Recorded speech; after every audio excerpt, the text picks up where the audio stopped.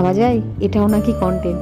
হ্যাঁ, প্রথমে আমারও সেরকমই মনে হয়েছিল, তারপর একটা সময় পরে ভেবে দেখলাম যে আমি তো আমার জীবনযাত্রা দেখাই, তো আমার জীবনযাত্রার মধ্যে এটাও একটা পার্ট, তো এটাকে আমি শেয়ার করতেই পারি। হ্যাঁ, কতটা কি শেয়ার করব সেটা নিজস্ব ব্যাপার।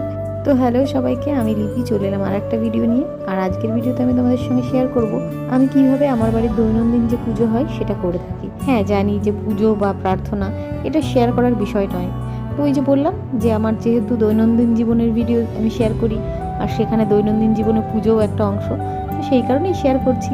তবে এই পুজোটা কিন্তু আমি কোনো নিয়মাবলী বই থেকে জেনে আমি করছি না, এটা আমার শাশুড়ি মা যেভাবে করতেন আর তার ভিতরে কিছুটা নিজের মনের থেকে যেভাবে মনে হয় এই সমস্ত কিছু দিয়েই পুজোটা করছি। তবে এর ভিতরে অনেক ভুল ত্রুটি থাকতে পারে, যদি সেরকম কোনো ভুল ত্রুটি থেকে থাকে তো সেটা আমাকে জানিও।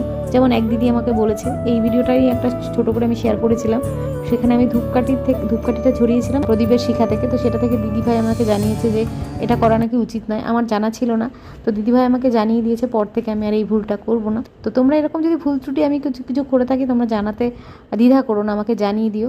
কারণ সবার কাছ থেকে শিখেই মানুষ সঠিক জিনিসটা জানতে পারে, সমস্ত জিনিস সবাই তো আর সঠিক জানে না। তাই অন্যের কাছ থেকে সঠিক জিনিসটা শিখে নিতে, জেনে নিতে কোনো ছোট হওয়ার ব্যাপার নয়।